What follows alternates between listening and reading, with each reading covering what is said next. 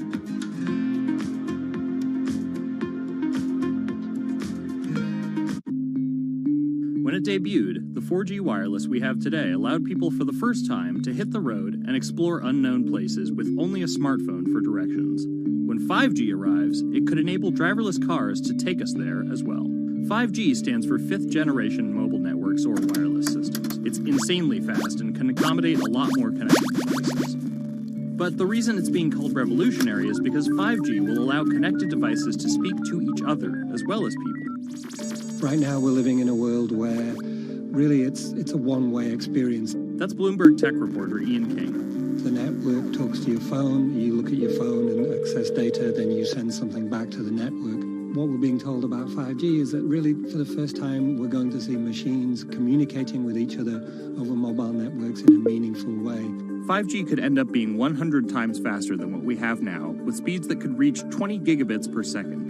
In plain English, that means downloading a full-length HD movie in seconds. 5G will also increase total bandwidth, which we will need in order to accommodate the growing Internet of Things. We're talking about the class of devices like internet-connected refrigerators, thermostats, dog collars, but 5G will enable many, many more. Things like your utility network factories where machines are just sat there not connected at all. Suddenly they're all going to be connected. Suddenly we're going to be able to have real-time monitoring. Other things like cars, like utility poles, like your light, the light poles. But perhaps the biggest advance will be a huge reduction in communication lag time, known as latency. A network of driverless cars will need the speed of 5G to ping each other multiple times per second to avoid collisions. Near instantaneous data transfers could allow doctors to perform surgery remotely with a robotic scalpel. So how will all this work? First, you need to improve network density. And that's just a fancy word for saying you put more towers out there. What we're being told is that's not actually the case with 5G. The idea is 5G will not only use the existing mobile spectrum, but also tap into higher frequencies called millimeter waves. Millimeter waves can carry more data, but only travel short distances. This may mean you'll see a lot more of these base stations around town. And the new towers may have as many as 100 antenna ports, compared to about a dozen on 4G cell towers. So when will we get 5G? Getting 5G ready is expected to cost providers $275 billion over 7 years in the US alone. Look for the first 5G service to pop up in big cities sometime in 2019.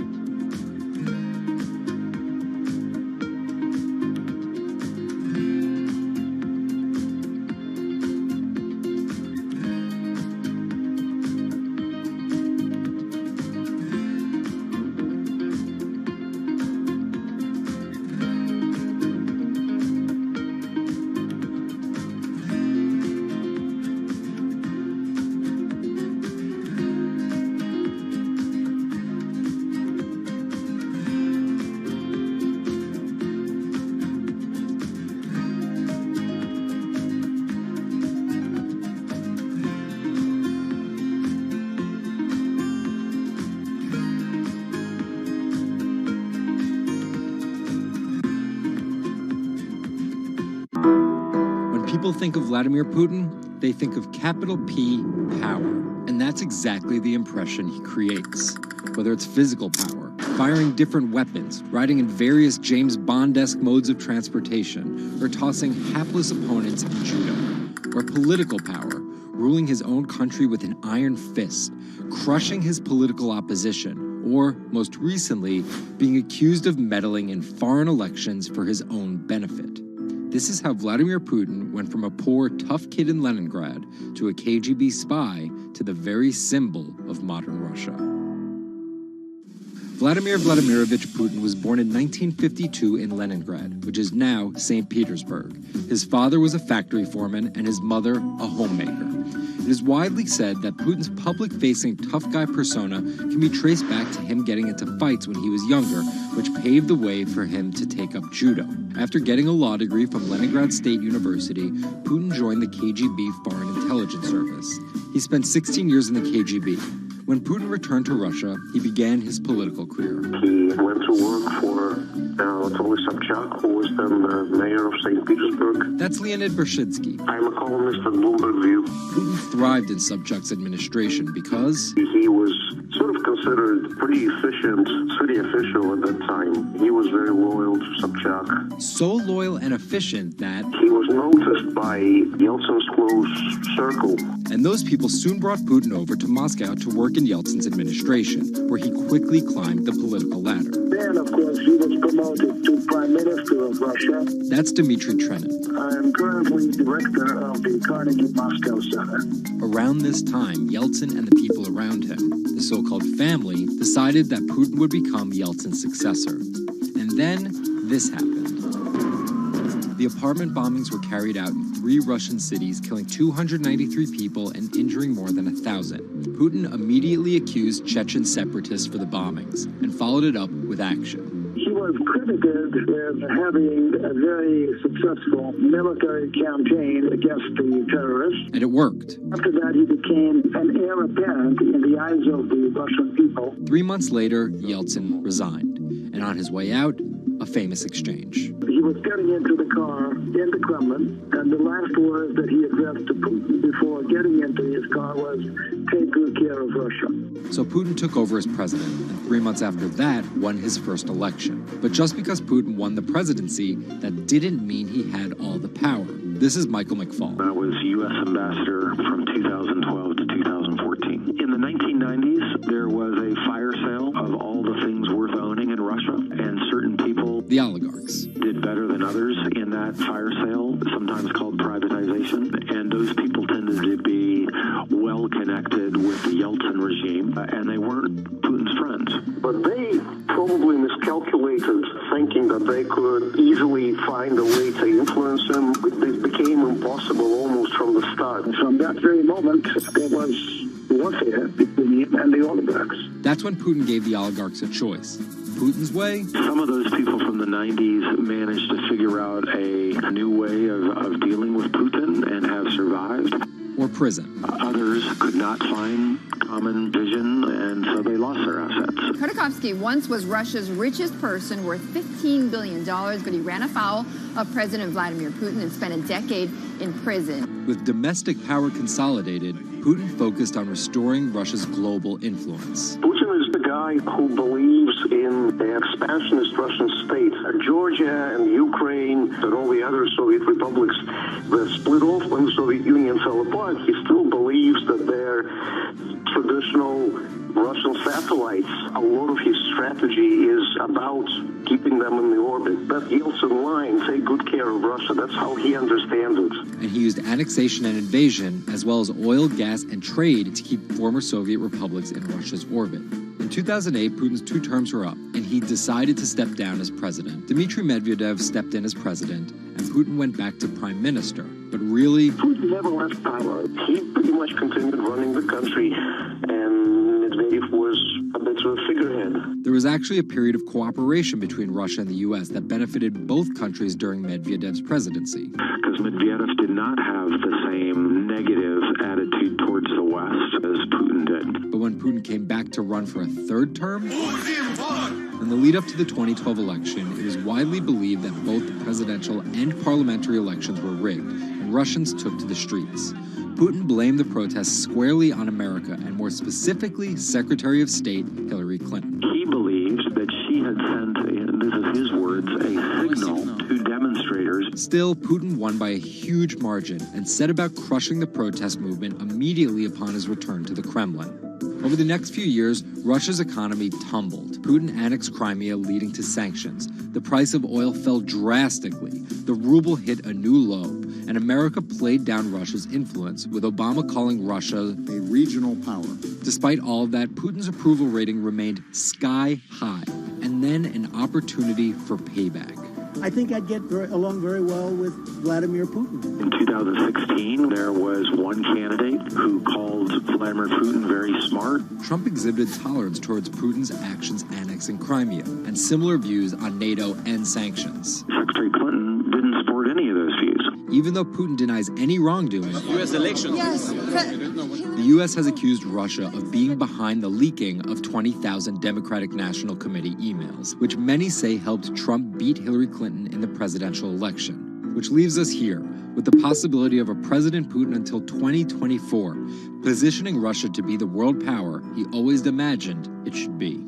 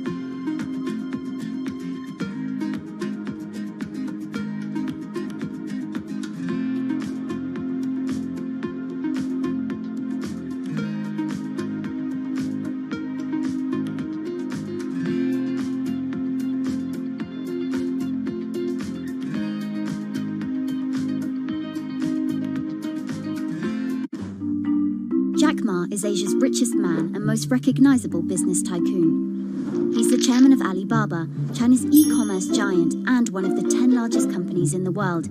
Yet he still wants more. We know where we're going. We want to be the 5th largest economy. Big words from the man some call Asia's Jeff Bezos. He's confident, he's charismatic, and he's definitely not the average CEO.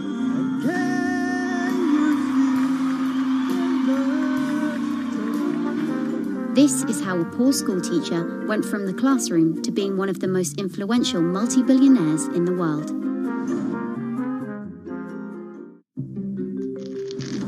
Ma was born in China's southeastern city Hangzhou in 1964. His parents were traditional musician storytellers. As a teenager, he started to learn English from foreign tourists after China opened up in the late 1970s. And then for 9 years, Jack Ma hung around outside the Hangzhou Hotel, which is now called the Shangri-La. He would get up at 5 a.m. to talk to travelers. That's Bloomberg technology reporter Lulu Chen. And I cover China Internet for Bloomberg. Ma failed China's National University entrance exam twice before being admitted to local teachers' college. He graduated in 1988. He applied for 30 jobs and got rejected, including from the fast food giant KFC. When KFC come to China, come to us, say, 24 people went for the job. 23 people were accepted. I was the only one guy. Then Ma got a job at a local university and taught English there for about 5 years, earning just $15 a month. On the side, he started a translation company with several friends. During a company trip to the US in 1995, Ma had his first encounter with the internet at a friend's place in Seattle. I searched the first word beer. I don't know why, because it's easy to spell, baby. And I see beers from Germany, beers from USA, beers from Japan, but there's no beer from China. So he searched for the word China instead and still couldn't find anything. And that got him thinking. He wanted to build something that would put China on the world's map. He started China Pages, a Yellow Pages-like website, but it didn't take off. Then Ma joined a government agency in Beijing to help set up a website. By 1999, the internet stock boom had gripped Wall Street. And back in his Hangzhou apartment, Ma decided to try again. With his wife and a group of friends, Ma raised $80,000 and set up Alibaba, a site that allowed businesses to sell stuff to each other. 人家美国人强就强它的硬件，强就强它的系统建设，这一方面确实比你早。但是玩信息玩软的，中国人的脑袋绝不比你们长。我们在座的所有人的脑袋绝不比你们长。By 2000, Alibaba had raised $25 million from investors, including Goldman Sachs and SoftBank. He had no business plan and zero revenue, but his eyes was very strong eyes. In 2003, Alibaba started Taobao, a platform for individual sellers to trade with each other, and publicly declared war against eBay, who had started to make a foray into China. Jack Ma has this famous saying that Alibaba is a crocodile in the Yangtze River, whereas eBay is a shark in the ocean. And if they fight eBay in the ocean, then they'll lose. But if they fight them in the Yangtze River, then they have a home base advantage. In 2007, just 1 year after it forced eBay out of China, Alibaba debuted its business-facing division on the Hong Kong Stock Exchange. But it delisted 5 years later as its performance sagged. But in 2014, Alibaba raised $25 billion in the world's biggest IPO in New York.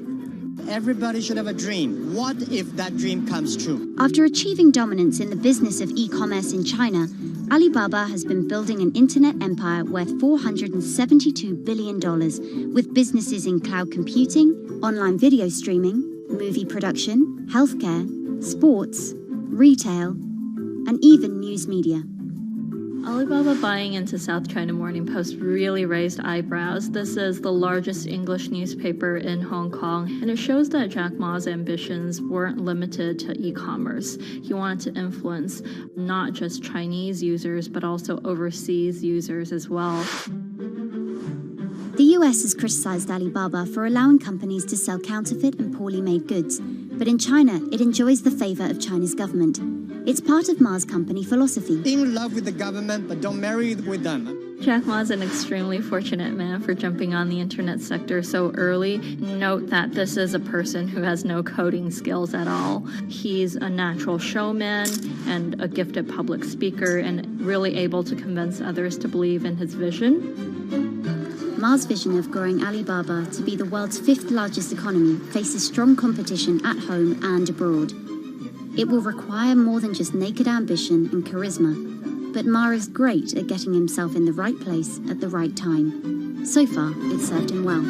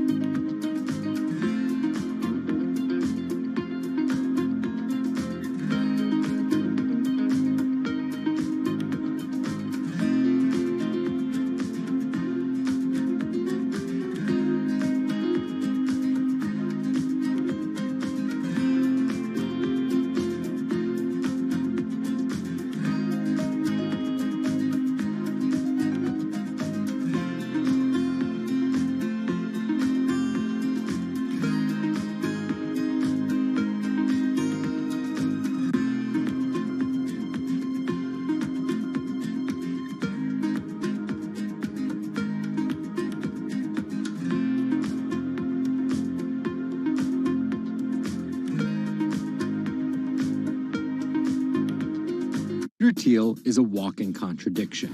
He got his bachelor's and Juris Doctorate from Stanford, but speaks out about the horrors of higher education, saying college is as corrupt as the Catholic Church was 500 years ago. He's a staunch supporter of the free press, yet he bankrolled a lawsuit to bankrupt an independent media company. But these were not journalists. And most of all, he's an immigrant libertarian who's the most public supporter of Donald Trump in all of Silicon Valley. What Trump represents isn't crazy, and it's not going away. This is the story of how an openly gay, immigrant genius, libertarian billionaire went from tech contrarian to Silicon Valley's biggest Trump supporter. Peter Thiel was born on October 11, 1967 in Frankfurt, West Germany, to Suzanne and Klaus Thiel. Peter's family emigrated to Cleveland, Ohio when he was 1. An Ayn Rand devotee during his youth, Thiel attended Stanford University majoring in philosophy.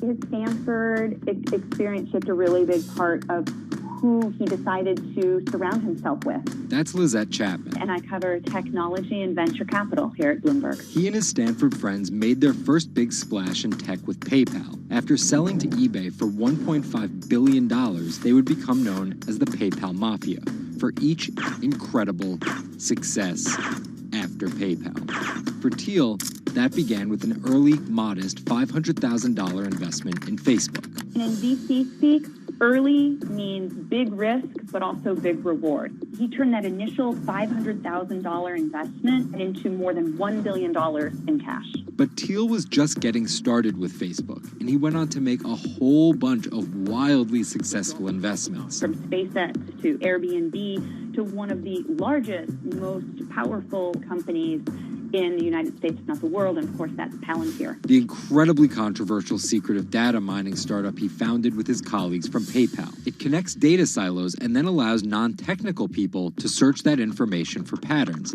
Data like financial information, feeds from video cameras, biometric details, passport information, flight manifest. Palantir doesn't talk much about how they collect this data, who has access to it, or what they do with it. But they have contracts with the Department of Homeland Security and the CIA and the Department of Justice and the Securities and Exchange Commission and several other federal agencies. It's the richest company you've never heard of, valued at $20 billion. But there are plenty of obscenely wealthy people in Silicon Valley. What makes him different... He's a complex ball of multiple contradictions. Take college, for example. Even though college was extremely important for Thiel, there's something called the Thiel Fellowship. In exchange for dropping out and a promise not to pursue college, Thiel would give them $100,000 each. You basically tell people that if you get a diploma, you're saved. Otherwise you go to hell. You go to Yale or you go to jail. Also, his relationship with the press. Here's another contradiction. He's donated to free press initiatives, including the Committee to Protect Journalists. But he also secretly spent tens of millions of dollars bankrolling a lawsuit filed by Hulk Hogan over the publication of a sex tape and bankrupting the independently run Gawker Media. Why did he do this? Because in 2007, one of Gawker Media's blogs, ValueAg, outed him as gay. And with the lawsuit, he found an opportunity to get back at them by funding the lawsuit that Hulk Hogan was able to bring then, but he wouldn't have been able to do that without Thiel's money. And finally, Thiel's biggest contradiction, his endorsement of Donald Trump. When he was asked about his support for Trump, he was surprised at the outrage that came with it from many of his colleagues in Silicon Valley. He didn't want more of the establishment. No matter how crazy this election seems, it is less crazy than the condition of our country. After briefly supporting Carly Fiorina in the primaries, Thiel pivoted to Trump, donating $1.25 million to Trump and his associated super PACs in October 2016. And he didn't just help Trump financially. He gave a full-throated keynote speech supporting Trump at the Republican National Convention. I'm not a politician, but neither is Donald Trump. He is a builder, and it's time to rebuild America. And when Trump was finally elected, Thiel was given the reins to an enormous amount of power. And I want to thank you, man. You have a very special guy. He was named the transitional advisor. And in that role, he did a lot of interviewing and a lot of vetting to fill hundreds of cabinet positions and different jobs within the administration. But it turns out, Thiel's support isn't unconditional. Talking to people who spend time with him, I have also heard that he is no longer a great supporter of Trump. It was reported that Thiel was unhappy with the direction of Trump's presidency. Ever since, he's been mum, making no public appearances, no statements, and staying out of the spotlight altogether. Although there have been suggestions that Trump could tap Thiel for a top intelligence post or ambassadorship, there's no indication he'd accept. He's described his relationship with politics as schizophrenic. He gets really involved, and then he runs away as fast as possible. Whether Thiel takes a new position or simply continues as a board director at Facebook and Palantir, at just 50 years old, he's primed to wield some serious influence in technology and politics for decades to come.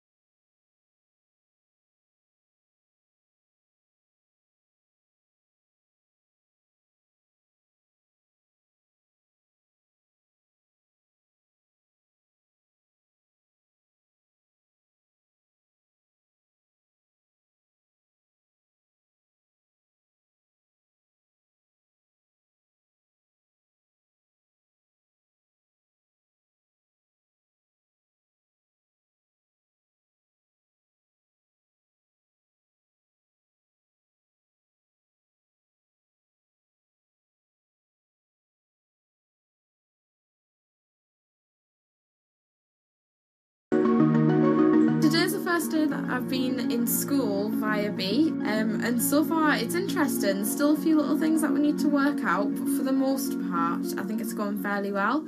And it's brilliant because I can really tell the difference between today and yesterday.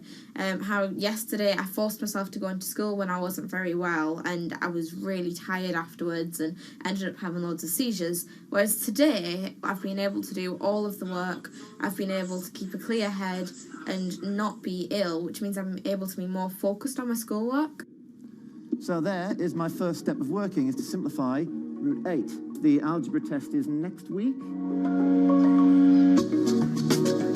Now I'm trying to make friendships which I'll be able to maintain with B. Before that, I end up letting people down quite often.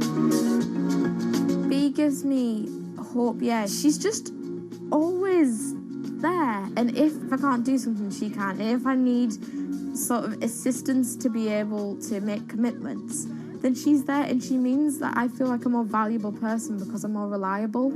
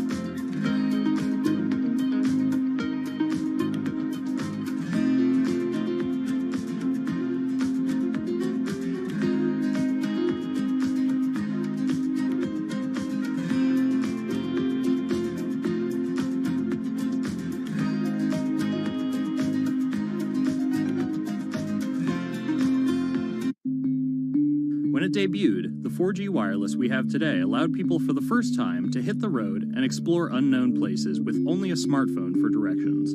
When 5G arrives, it could enable driverless cars to take us there as well. 5G stands for fifth generation mobile networks or wireless systems. It's insanely fast and can accommodate a lot more connected devices. But the reason it's being called revolutionary is because 5G will allow connected devices to speak to each other as well as people.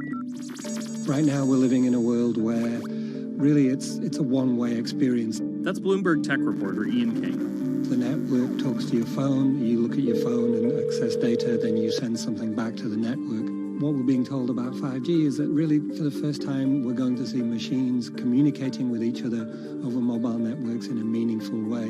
5G could end up being 100 times faster than what we have now, with speeds that could reach 20 gigabits per second. In plain English, that means downloading a full-length HD movie in seconds. 5G will also increase total bandwidth, which we will need in order to accommodate the growing Internet of Things. We're talking about the class of devices like internet-connected refrigerators, thermostats, dog collars, but 5G will enable many, many more. Things like your utility network, factories, where machines are just sat there, not connected at all. Suddenly they're all going to be connected. Suddenly we're going to be able to have real-time monitoring. Other things like cars, like utility poles, like your light, the light poles. But perhaps the biggest advance will be a huge reduction in communication lag time, known as latency. A network of driverless cars will need the speed of 5G to ping each other multiple times per second to avoid collisions. Near instantaneous data transfers could allow doctors to perform surgery remotely with a robotic scalpel. So how will all this work? First, you need to improve network density. And that's just a fancy word for saying you put more towers out there. What we're being told is that's not actually the case with 5G. The idea is 5G will not only use the existing mobile spectrum, but also tap into higher frequencies called millimeter waves. Millimeter waves can carry more data, but only travel short distances. This may mean you'll see a lot more of these base stations around town. And the new towers may have as many as 100 antenna ports, compared to about a dozen on 4G cell towers. So when will we get 5G? Getting 5G ready is expected to cost providers $275 billion over 7 years in the US alone. Look for the first 5G service to pop up in big cities sometime in 2019.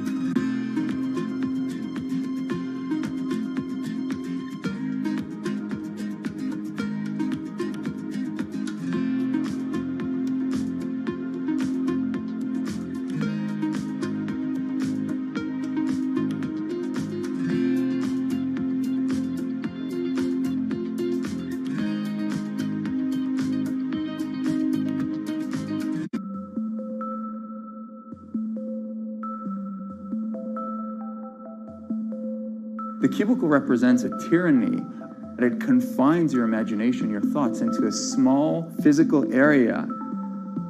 Imagine pretty much every software engineer or finance person being able to, disconnect from their desk and look at holographic monitors on a beach and doing their work from there. That's not going to be science fiction. It's the modern office place. Silicon Valley is all about building the future. A startup called Meta thinks it's getting there first, thanks to a big bet that it's made on augmented reality. How are you? Good, thank you. Welcome to Meta. Thank you. Call it a 360-degree office where you can spatialize your thoughts as part of your workflow for education, architecture, design, engineering, etc.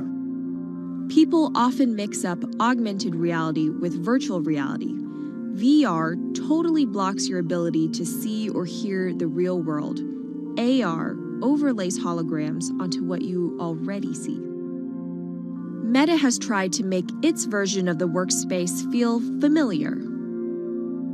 You grab the hologram instead of using a controller or a mouse, and your brain already knows how to do it. In other words, we've designed an operating system that humanity has always known how to use.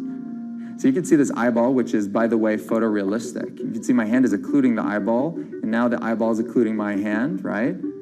You see those two circles? They get small, and then they turn into this glowing white ball, and then I can move my hand around supernaturally. I can do this with two hands and rotate the thing. I can stretch it. I can throw it back right into the shelving system, and that's all you have to learn to become a modern worker. And to prove this, the employees at Meta have started to get rid of their computer monitors, trading them in for Meta's augmented reality headsets. Myron thinks that in less than a decade, we'll all be just wearing strips of glass that can project.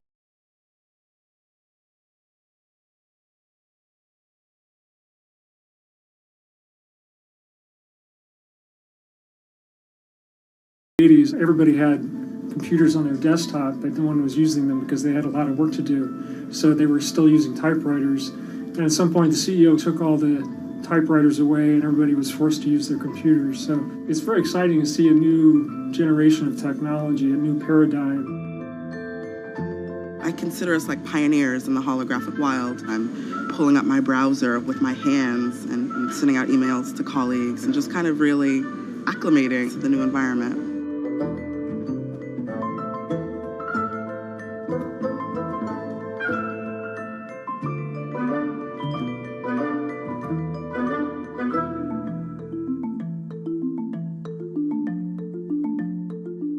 Now you're putting on my computer, essentially. Our digital lives live on our phones. We have all of our pictures and notes and all these kinds of things. So, and why don't you write yourself a little sticky note? I like it.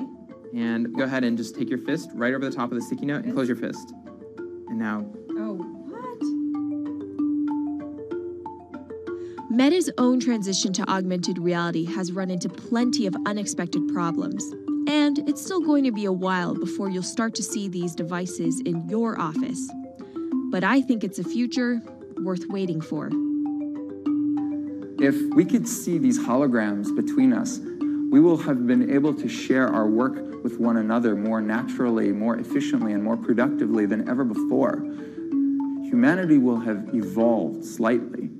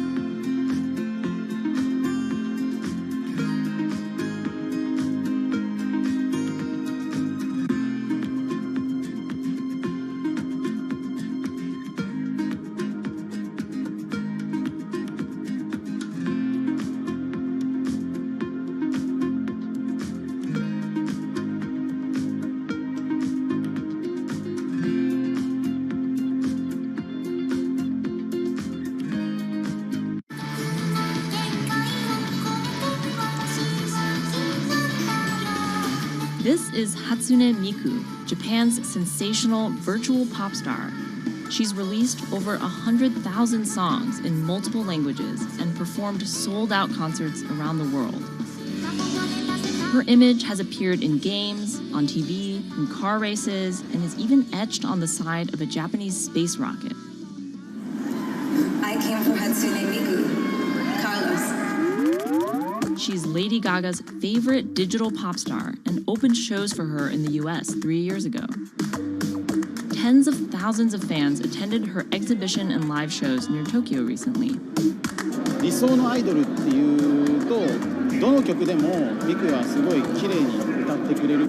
他没有缺点啊，没有任何让我们感到不开心的一些新闻。She's everything to everybody. That's probably why she's so popular. Miku's creator Hiroyuki Ito and his Sapporo-based company have been developing the virtual diva for over 10 years. 初音ミクとは、キャラクターとしてすごく、YouTube とかで検索すると、たくさんの初音ミクが出てくるんですけども、元々の、初音ミクのその原点は歌声を合成する、ソフトウェアなんです。Both the software and character are named Hatsune Miku, meaning the first sound of the future. Originally based on Yamaha's Vocaloid technology, Miku the software has a sound bank containing voice samples and a huge array of tools. You input the melody and lyrics, then Miku the character sings them.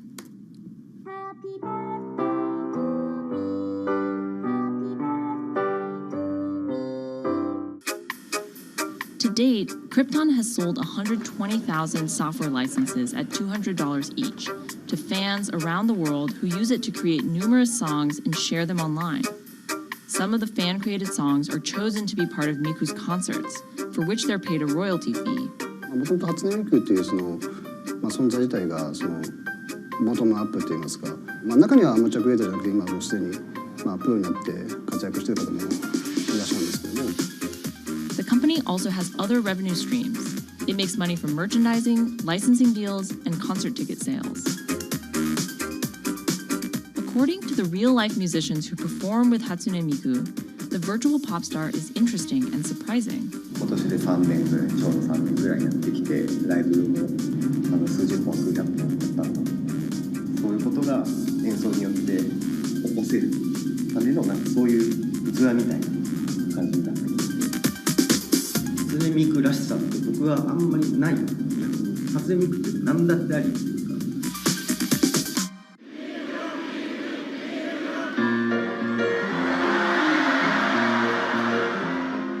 For Ito, Miku has the potential to change the way we think about music. そういう新しいそのテクノロジーによって新しい音楽のあり方っていうものを模索していきたいと思っていました。And for her fans, it goes even further. ミクって魂がないので、だからみんな魂を作り上げるために存在する。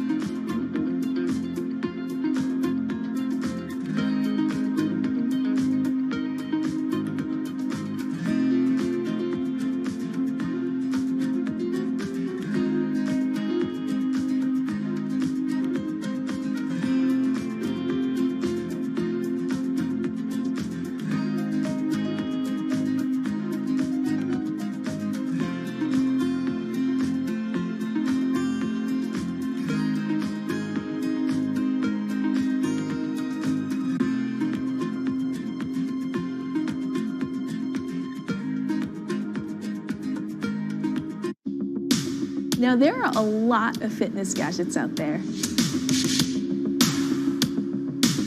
In my quest to get fit, I tested 17 of them over the last few months. At least one personal trainer I know was a little bit skeptical. Yeah, I've been watching these new technologies come to the market for almost as long as I've been a personal trainer. They're just tricks and tropes. They're not much different than the Bowflex machines or, to be honest, the original Jane Fonda workout video. But some of these gadgets that are just coming to the market do so much more than what they used to do, just tracking your activities. Out of all of them, this chest strap was my favorite. It comes with a robot coach that points to the future, one where you might not need a human trainer at all. And it works like this. You wear the chest strap so that it can read your heart rate, and that connects to Move's free app that talks to you. Welcome to Move Heart Rate Hit Outdoor Running. Let's get moving and warm up in Zone 2. Move's computerized coach tells you what to do at that exact moment, whether you're running outside or you're doing body weight exercises indoors. Swing your arms faster to get your legs moving quicker. Let's crush this round. And by reading your heart rate, she knows exactly how hard you're working. She keeps you honest. Way to go, you are in the target zone. Keep pushing, you're almost at the end of the round. Don't give up. I've been running for 7 years now, and my biggest problem is that I never push myself hard enough. I end up going on the same slow, comfortable 30-minute jog, but the Move HR Burn blasted me out of that rut. By the end of these half-hour exercises, I was drenched in sweat in a way that I never am when I work out alone. Training with a real person is great, whether that's your group instructor or your coach or your personal trainer. But humans, they're expensive. For the rest of us, this $60 gadget is all you need.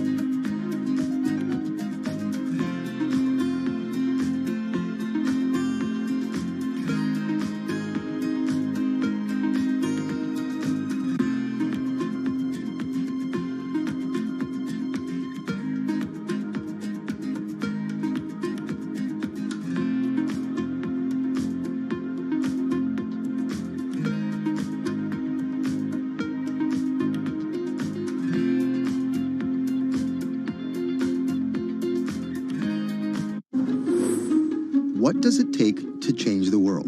A big army? A cure to a pandemic? A revolution? All of these take either a lot of people, thousands of hours, or massive amounts of space. But for Julian Assange, all he needs is one room, an internet connection, and the world will listen. Assange is located here, and more specifically, right here. And from that location, he's posted government secrets, classified documents, and leaked emails from some of the world's most powerful people. And in doing so, has been labeled a hero, a villain, a nihilist, and everything in between. This is how an Australian programmer sequestered in the Ecuadorian embassy in London became one of the most influential and notorious people in the world. Born in 1971 in Townsville, Australia, Assange has always been on the move. Living in over 30 homes by the time he was in his mid-teens, Assange, along with his mother and half-brother, finally settled down in Melbourne. His introduction to hacking started at 16 when he was given a Commodore 64, which he attached to a modem. He attended the University of Melbourne, where he studied programming, physics, and mathematics. He never graduated, but that doesn't mean he didn't get an education. By 1991, Assange hacked into the Pentagon, U.S. Navy, and other branches of the U.S. government. In 1996, he was caught by the Australian Federal Police and charged with over 30 counts of hacking and computer-related crimes. He didn't get any jail time, but he was fined $2,100. I think the first taste of what would come later was the hacking that he did as a young programmer, and that really sort of foreshadowed a healthy skepticism of the use and abuse of technology by governments. That's Vernon Silver. I'm a reporter for Bloomberg's investigations team. Assange's youth as a hacker laid the foundation for him to start WikiLeaks in 2006. But what is WikiLeaks? It's a website that posts unfiltered, usually classified documents. What separates it from every other media outlet is that they have no editorial hierarchy. With a publication like the New York Times, information comes in, they take that information, package it, then disseminate it for the public to see. WikiLeaks, however, cuts out the middleman. WikiLeaks gathers information, most of it given to them anonymously. So what they're doing is really very simple. They get the information in one end from who gives it to them and out the other with sometimes minimal interference. Julian Assange is the leader of that, the mastermind, the creator, and really, because he thinks of it as a journalistic enterprise, the editor-in-chief. But every story starts with a source, and Assange has some unconventional sources. Julian Assange does not hack as far as we know. He is the recipient of people who are either insiders who give him secret documents or hacked emails from a foreign power. That's Eli Lake. I am a columnist for Bloomberg. And there was no source bigger for Assange than Chelsea Manning. He used to be known as U.S. soldier Bradley Manning. In 2010, Manning provided Assange and WikiLeaks with hundreds of thousands of leaked government documents.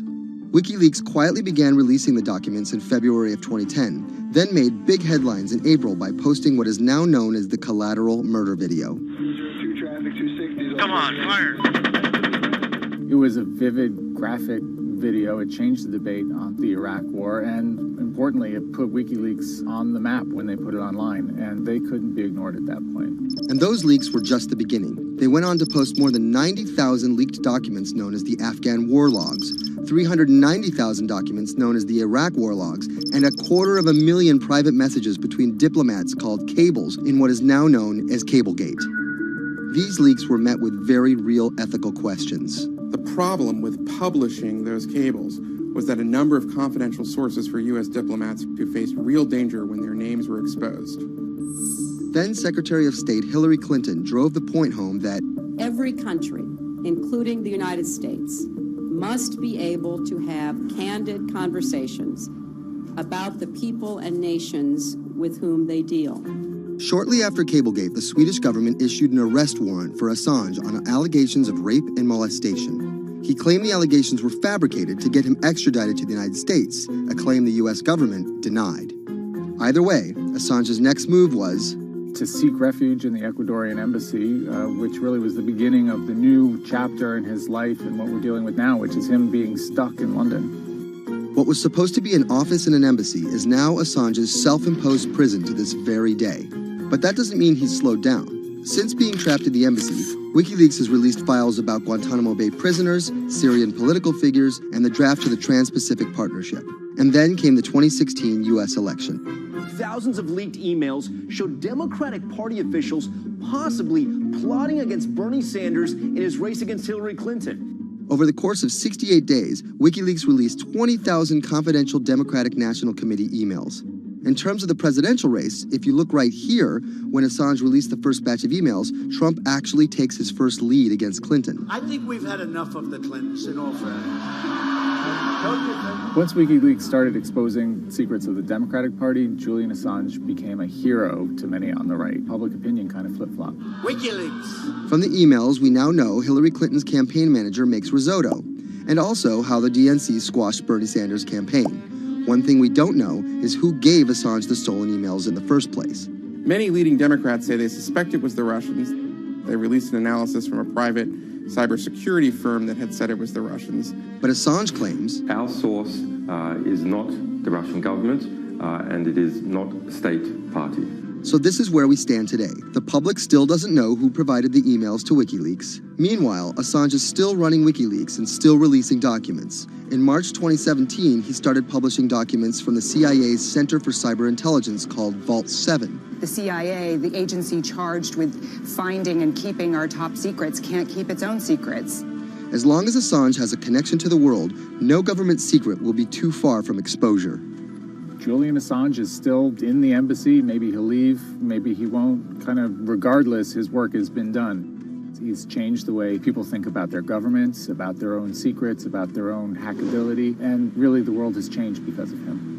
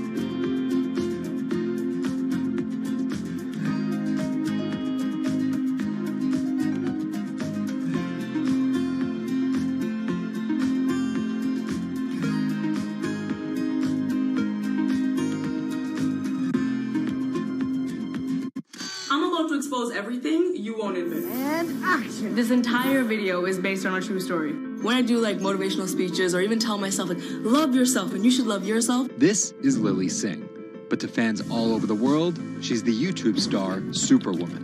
What up, everyone? It's your girl, Superwoman. I know we can change the world for the better, one positive day at a time. My parents now know what I do. They didn't know what I did for a long time in the beginning of my career. I was just making videos in my room. They had no idea. Mom, Dad, have you seen my keys? I can't find them anywhere.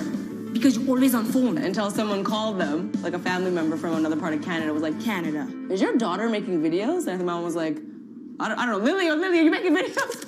Just making videos grew into an entire career. Today, Lily's YouTube channel has some 12 million subscribers, over 2 billion views, and guest stars like Michelle Obama, Dwayne "The Rock" Johnson, and Seth Rogen. I think a lot of young girls are raised to believe that you're going to go to school and then graduate and then get married and then get a job and have kids. And Lily was on that path, all the way through a psychology degree at York University in Toronto. But when she started thinking about a career, I started to immensely panic and think something was wrong with me because I tried to figure out my life and it wasn't working in that straight line. It was 2010, and YouTube was only 5 years old. I thought nothing of YouTube. I was probably the last person in my circle of friends to discover YouTube. And I remember when I did, I thought, this is so strange. There's people making videos in their rooms, and other people are watching them. So she figured, why not give it a shot? I one day posted a video because I was sad, and I wanted to be creative and happy. She didn't know how to edit video or write scripts, so she winged it. It was so bad and so cringe.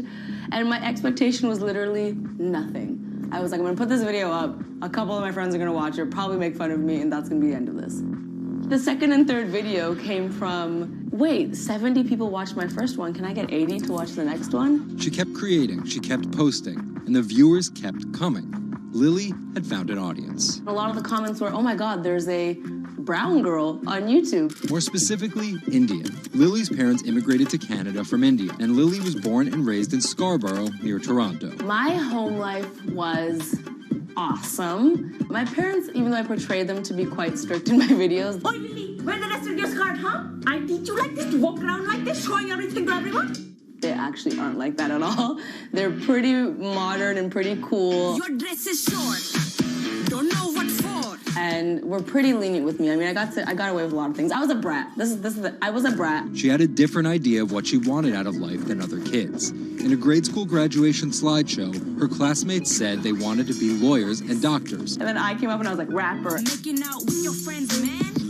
But then you say that you hate hoes. I could just feel my parents being like, why? Because that's just not something women really did in the Singh family. I know there was a ton of people that weren't happy about my birth being a female, so I think, and that's some real-ish, but it's a real thing. The best thing I could have done to prove to so many people that didn't want my mom to have a daughter was to become Superwoman. What up, everyone? It's your girl, Superwoman. It was the name of Lily's favorite hip-hop song by Lil Mo featuring Fabulous. I love the song so much because it was one of the only songs at the time that was an empowering female song, where Lil Mo's going on about, like, I will save guys with my superpowers, and I will save girls with my superpowers, and I am the Superwoman. I thought, this name that I've had for so long that empowered me when I was younger, I'm gonna make this my screen name. Maybe this should be a new series. Superwoman didn't just burst onto the scene overnight with a viral video. It was a steady climb fueled by hard work. The moment that I thought this is going somewhere and this could be a career was the first time I performed internationally. It was in India. And it was the first time where I was truly across the world and people knew my videos. Singh has transformed herself from a bratty kid to an internet personality to a media mogul. She starred in a feature film, A Trip to Unicorn Island, in 2016. And her book, How to Be a Boss, hit the New York Times bestseller list in 2017 while she was on a 30-city international tour. Lily started out with the goal of getting millions of subscribers and financial security. Hurry the hell up! But after surpassing those goals, success has new meaning. I've really come to terms with the fact that my definition of success is what's the best legacy I can leave behind. And it's not the number of views, the number of subscribers. It is the number of people that can say, this girl changed my life or changed something in my life positively.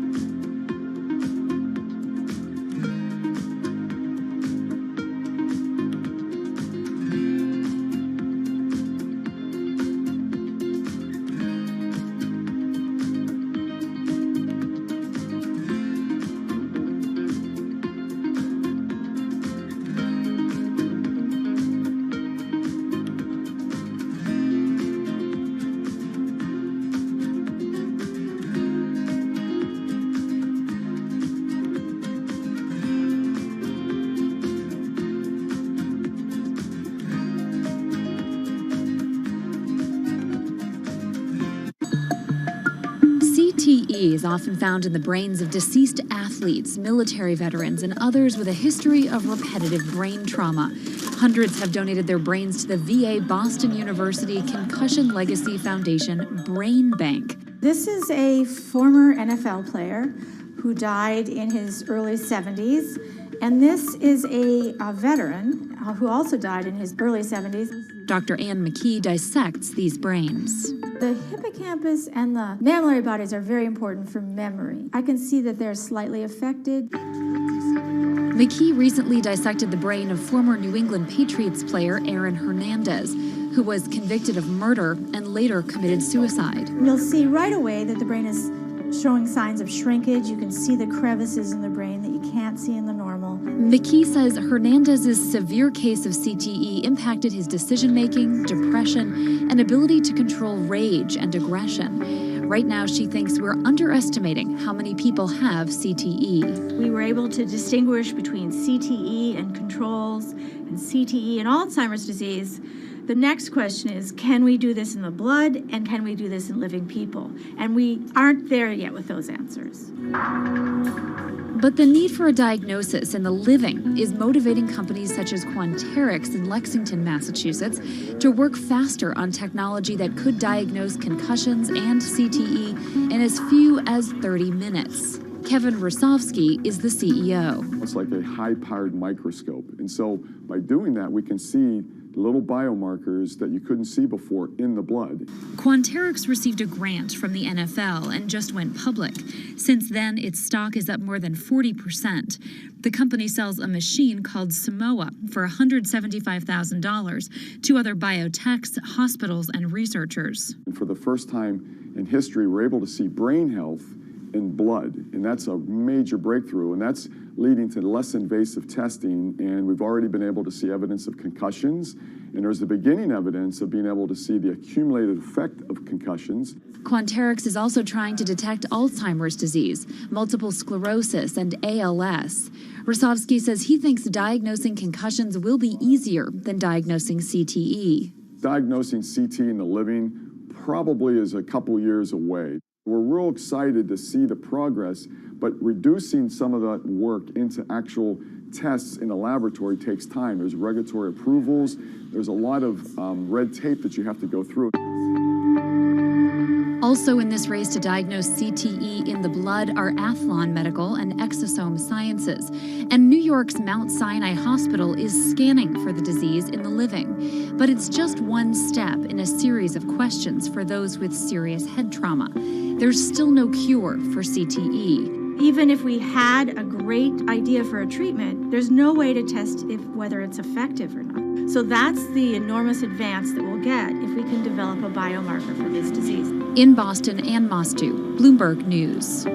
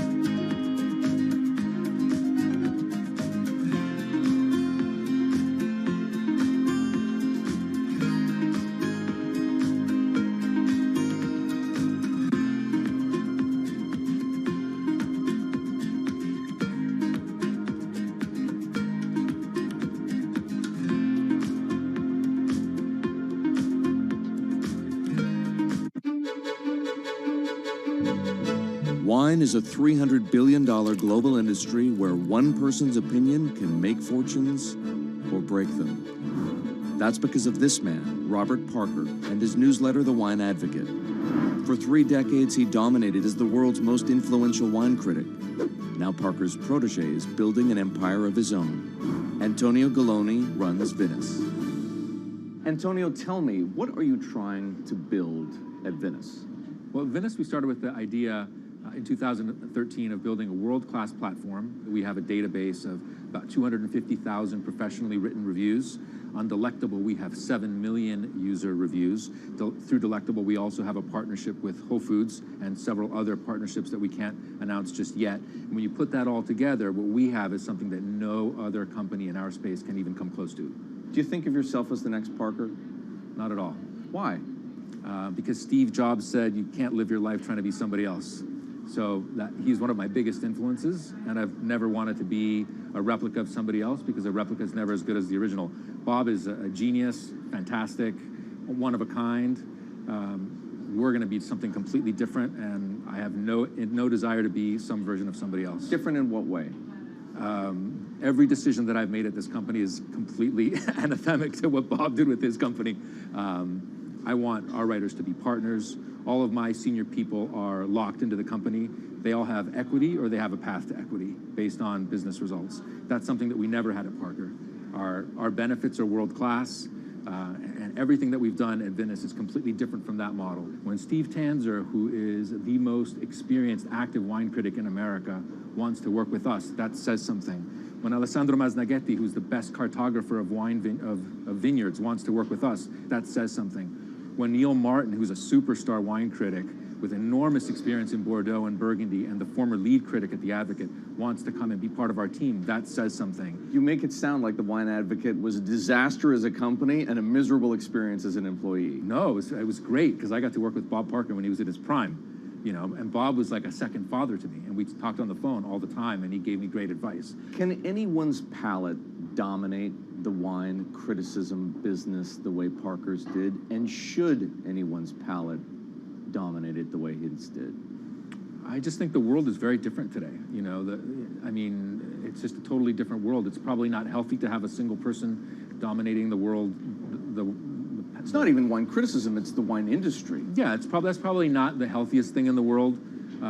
But I think that there's just such an opportunity right now with social media and technology to reach such a massive number of people that I think it's possible that 1 or 2 people will actually have more influence than Bob Parker did, because they will, again, this goes back to your first question, not trying to be a version of somebody else.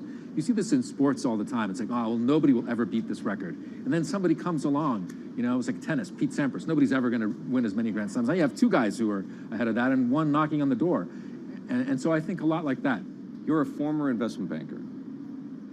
How does that inform and influence what you're doing and what you've done? My generation has had to deal with a lot more challenges. That's why I think we're actually much better poised for the future. My first job in finance, the first thing that happened was long-term capital, 1998. Then the tech bubble melted down. Then there was a mutual fund trading scandal. You know, that was all like within about 5 or 6 years. And these are the things that I had to deal with as a young executive. My peers who were 20 years older didn't know how to manage in crisis. They'd only seen Black Monday. They'd just been in a big bull market. It's very different. So I'm very lucky. People of my generation or a little bit younger have actually had to deal with a lot more crises. I think that's actually good for learning how to cope with challenges in business. From the outside, it kind of looks like you're trying to demolish the house that Parker built, right?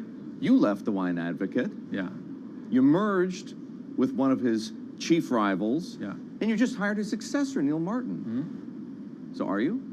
I think what that says is that all the best people want to work at our company. And that's really what we strive to create starting in 2013. We wanted to create a world-class company that would attract the best-in-class talent, and not just on the content side, on the technology side, on the digital side, our office, and at every level, what we're trying to, we only hire superstars, and we're looking for those superstars.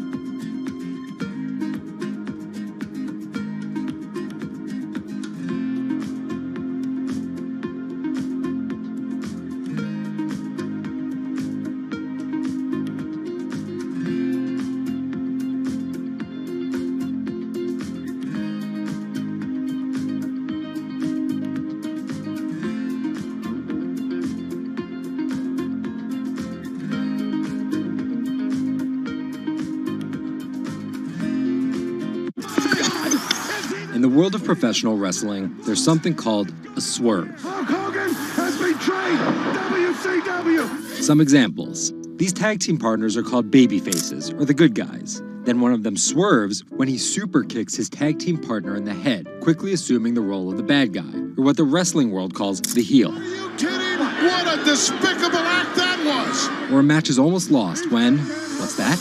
The superstar wrestler appears out of nowhere sprinting down the aisle to save the match. That's the Warriors music! It's the Ultimate Warrior! That's a swerve. So it should go as no surprise that World Wrestling Entertainment, known as the WWE, the most popular brand of sports entertainment in the world, is prepared for any swerves that come their way. So here's the story of how the WWE learned to see the swerve coming. So I spoke to Bloomberg reporters Felix Gillette. I'm a writer for Bloomberg News for the global business team. And Kim Basine. And I'm the U.S. luxury reporter at Bloomberg. To find out exactly how the WWE is positioning itself for an all-out global invasion, which starts with a massive change to their lucrative pay-per-view model. WWE basically pioneered the pay-per-view model on cable.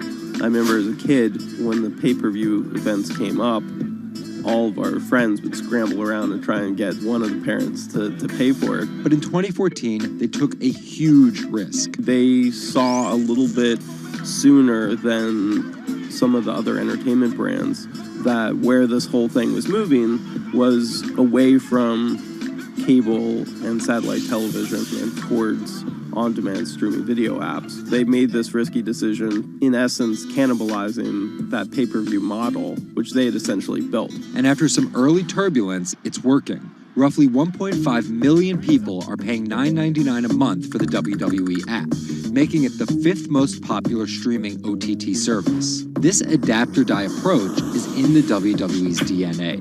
Over the past 30 years, the company always seems to think 2 steps ahead. In the early 90s, WWE was at its most threatened when Ted Turner took them on with WCW, which stands for World Championship Wrestling. And back then, the WCW was winning the ratings war. So in order to compete with them, WWE had changed its product from a family-friendly kind of cartoonish style to this really raw. That's why they called their show Raw. It was this raw style of wrestling. With violent, outrageous, reality-inspired plot lines and aggressive personas. From a 16-foot ladder! And they won that fight against Ted Turner. And they bought WCW. The early 2000s ushered in an era of testosterone-driven programming aimed at the red-blooded American male. Bra and panties matches, and people smash each other over their head with like barbed wire bats and things like that. Until 2015, when WWE fans started a hashtag #GiveDivas a Chance. Since then, WWE has hired 40 more female wrestlers, and that growing cast of female characters was part of a much larger plan. They started to try to appeal to a broader set of people. Let's attract more female fans. And after we've attracted more female fans, let's attract more international fans. They're broadening their base, and they're doing that in large part to make it more advertising friendly. And not just friendly to advertisers. They're trying to build up their fan base in China. They're trying to build up their fan base in Europe. They, already have a pretty good fan base in India. India is a place where they already have an established wrestling culture. Because of the gigantic Indian wrestler, the Great Khali. But there's still a lot of work to do. While the WWE set a revenue record in 2017, only 30% of it is coming from an overseas audience. And there's one person whose responsibility is to grow that number. The buck eventually stops at Vince McMahon, no matter what's happening within WWE. Yeah, he's a very controlling guy, and it's a very, very, very tightly scripted company. And that goes all the way down the board to big stars' entrance music.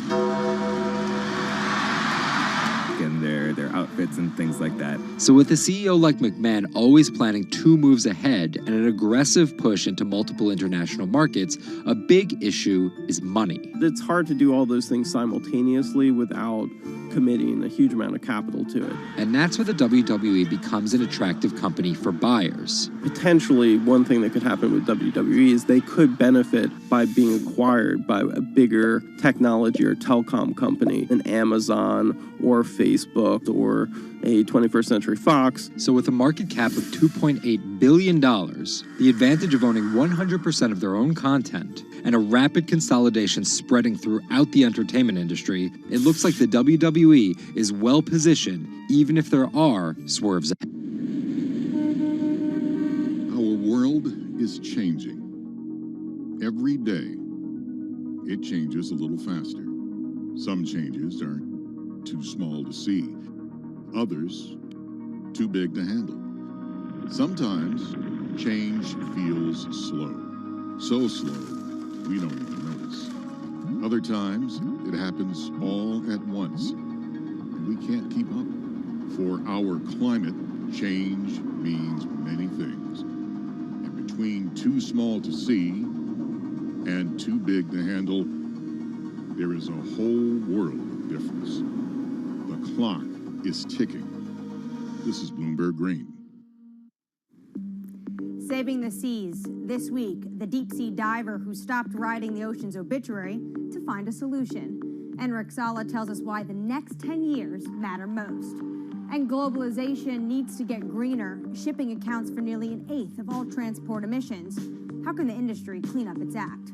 Plus, protecting coastlines comes at a huge environmental cost.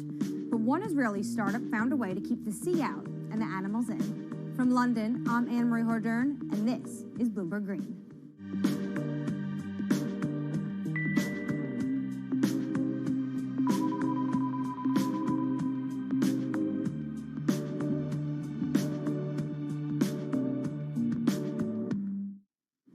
After more than a decade of studying the ocean as an academic, Enric Sala realized he was writing the ocean's obituary.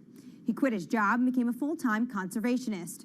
As an in-house explorer for National Geographic, he's clocked more than 5,000 open water dives. He's also founded Pristine Seas, a project that combines exploration, research, and media to lobby countries to protect their oceans. To date, it has helped create marine reserves equivalent to half the size of Canada. I spoke to him about his mission and why it's so urgent.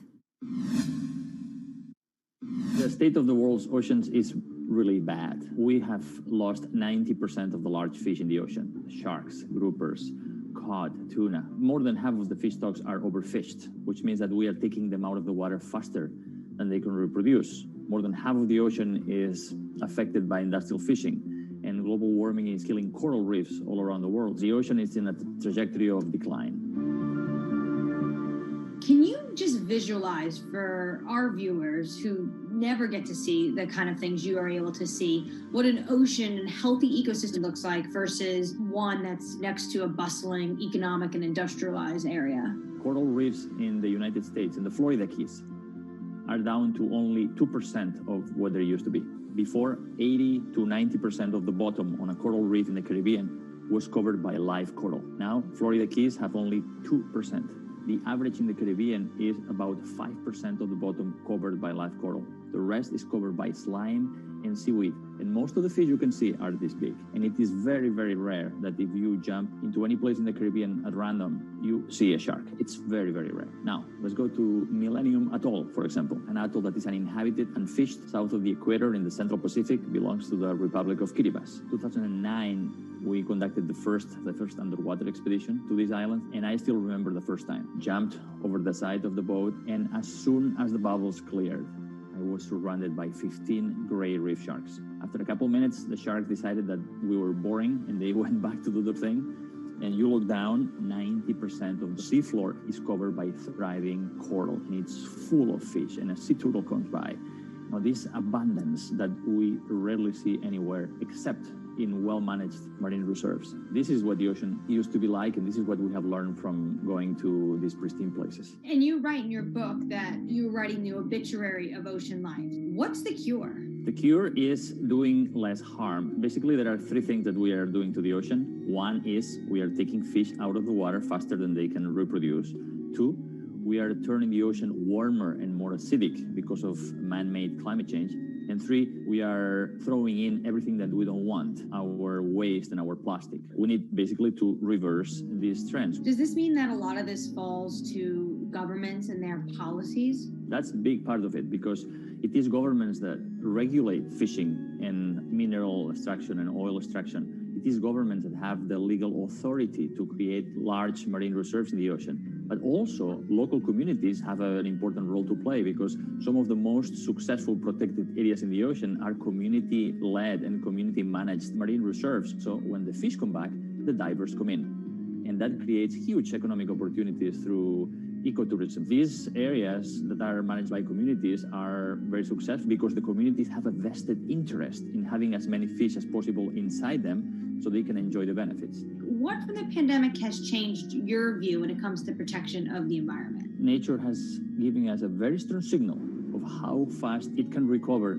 if we just give it space. Everybody was fascinated by all these videos of the whales and the dolphins coming into marinas and mountain lions on the streets of Santiago in Chile, wild goats in the UK. Nature has this extraordinary ability to bounce back if we just give it space. This is why we need to protect at least 30% of the planet by 2030. How do healthy marine ecosystems help in the fight against climate change, though? Most people see the ocean as a victim of climate change, but the ocean can also be a solution, because we know that the more life that is in the ocean, like big fish and big whales, the more these organisms help to make the ocean productive and absorb more CO2. The kelp forest, seagrass beds, all of these are important ecosystems in the ocean that are similar to the forests on the land, that capture a lot of our carbon pollutions. What are you most excited about in your field? We have 10 years to fix this problem. Global fisheries catch is going down, stocks are collapsing. Business as usual means that by 2050, 90% of the coral reefs are gone, that most commercial fisheries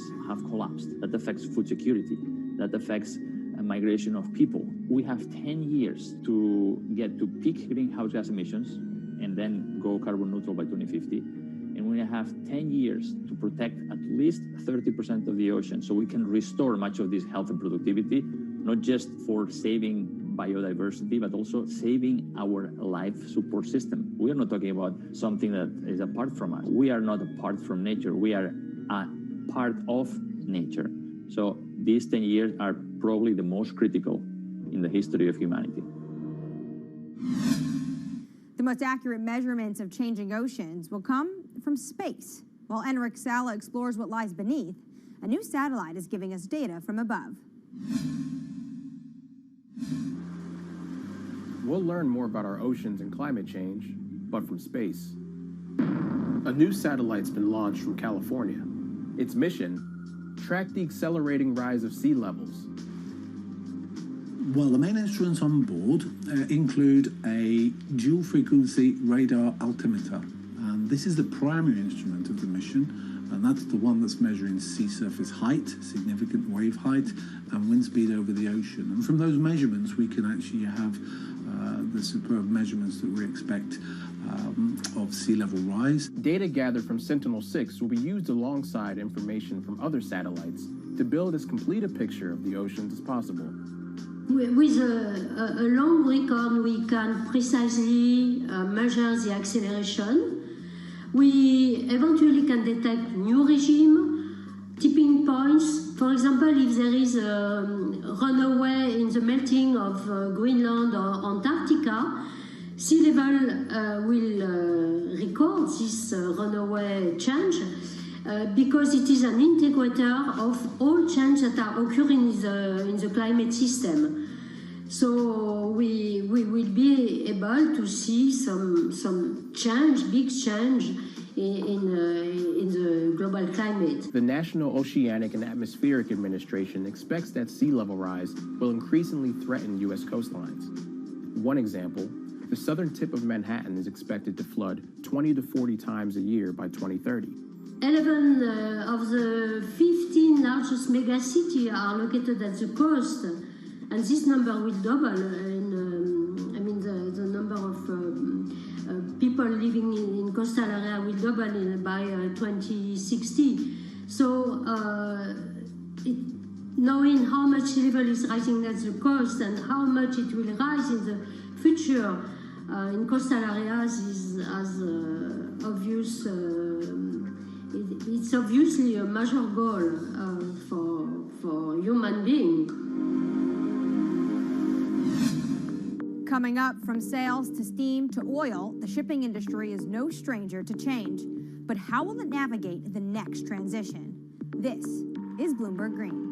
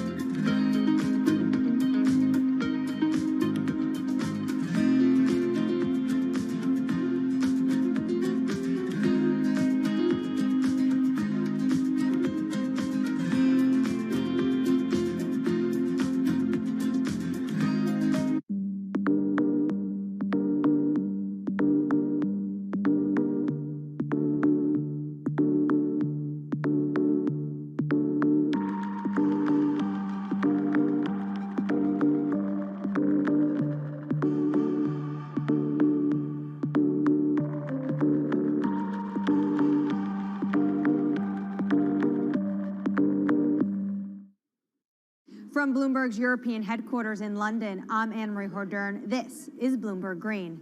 Now, for your roundup of this week's latest climate news, Jennifer Zabazaja has your Green in Brief. Here's the climate news you need to know. Deforestation of the world's largest rainforest has hit a 12-year high. More than 4,000 square miles of the Amazon rainforest was destroyed in 2020. That's a 9.5% increase from a year earlier. Government data shows that destruction has soared since President Jair Bolsonaro took office and weakened environmental enforcement. The Amazon is home to millions of species and plants and is critical in the fight against climate change. Bitcoin is hitting all-time highs, but at what cost to the environment? The cryptocurrency is energy intensive, and there are concerns if it becomes mainstream. According to MIT, back in 2018, Bitcoin's carbon footprint was almost as big as Portugal's. Want to get better at tackling climate change? We'll hire more women. That's according to Bloomberg New Energy Finance. Firms with 30% or more women in top jobs tend to perform better when it comes to the environment and are more likely to set clear climate goals. Shopping online is more popular than ever now, but the price of convenience is measured in CO2, and more deliveries means more fuel burned and more packaging wasted. So what can companies do? Well, many are becoming more efficient and sourcing more clean energy for their data centers and warehouses. And England's farmers will be paid to go green after Brexit. As European subsidies are phased out, they'll get new money to encourage them to produce healthy, sustainable food. Poor farming practices are one of the leading drivers of water pollution and the loss of biodiversity. I'm Jennifer Zabazaja in New York. Anne-Marie, back to you. The shipping industry is more than just the grease on the wheels of globalization. It's its chief enabler. 11 billion tons of goods are transported by ship each year, the biggest contributors being 2 billion tons of oil, 1 billion tons of iron ore, and 350 million tons of grain. According to the International Chamber of Shipping, 80% of Europe's imports and exports happen over the seas. And for such a vast industry, it also contributes its fair share of emissions. Shipping makes up 12% of global transport energy consumption. So how does it clean up its act? Earlier, I caught up with Bloomberg Green reporter Laura Milan about just how big of a challenge this is going to be for the industry. One of the main issues is size. So about 90% of the world's cargo is moved by ships. So obviously changing such a huge industry is not going to be fast and it's not going to be easy. The second issue has to do with technology. So ships obviously travel for many days at sea. It's not as easy for them to refuel as it would be for a car, for example, going on a road. And the sector still hasn't found a technology that's economically viable and that's zero emissions and equivalent to the electric batteries for cars, for example. But actions are being put in place to make the industry a bit more environmentally friendly. Walk us through those steps that they're taking. That's it. So there's a first step that would involve using low emission fuels or biofuels that would significantly reduce the existing emissions. And then at regulatory level, when it comes to the policy and the governments, there are steps being made as well. I would say that the most significant ones come from the European Union, which started to track emissions a few years ago and is now looking to include shipping emissions in the emissions trading system. So that would significantly reduce and help calculate the emissions from the shipping industry. Now, China is taking similar steps. So at the moment, regions need to report shipping emissions to the central government. And finally, we have the International Maritime Organization with a pledge to reduce shipping emissions by 50% in 2050. Now, we must say that that pledge has been considered insufficient by environmental groups, but at least some steps are being taken. So to get to 2050, the industry obviously is going to need to start tapping some new technologies. What new technologies are you seeing being introduced into the shipping industry? So we have seen pilot technologies being developed for years now, but what's interesting about this current moment is that we're seeing big players invest in these technologies that are not yet economically viable, but that one day might be. So for example, we are seeing earlier this year, the world's largest agricultural commodities trader, Cargill, saying they will invest in attaching sails to their ships so they can make any technology that they run their ships on more efficient. Similarly, we have seen a spin-off of Airbus, the aeronautics company, developing a similar application with kites. We have been following also developments in hydrogen.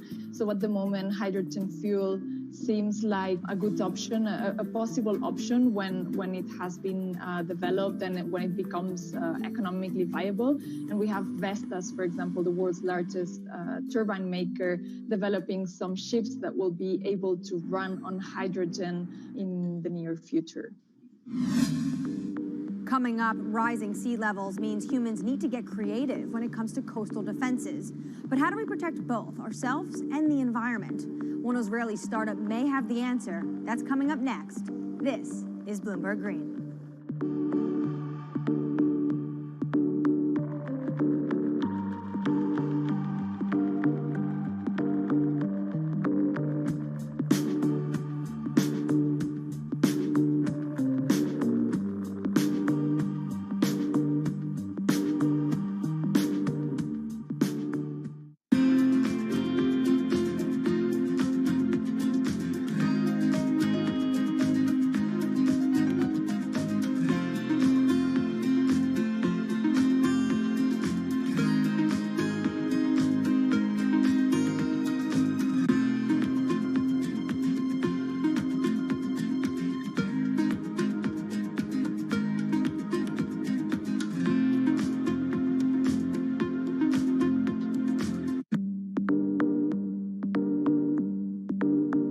In London, I'm Anne-Marie Hordern. This is Bloomberg Green. After water, what's the resource that humans use the most? It's concrete, 3 tons a year for every person on the planet. And engineers estimate it's used twice as much as all other building materials combined. And it comes with a huge environmental cost. Concrete, not just in cities, it's a common feature on our coastlines too. And that's taking a toll on biodiversity. But one Israeli startup has found a way of making sea defenses stronger and encouraging life to thrive.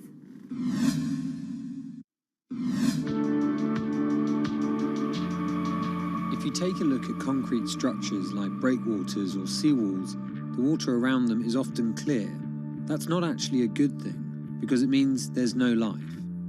Marine species are actually most abundant in coastal areas, but it's also where us humans prefer to live too. So when we build here, we drive away marine life.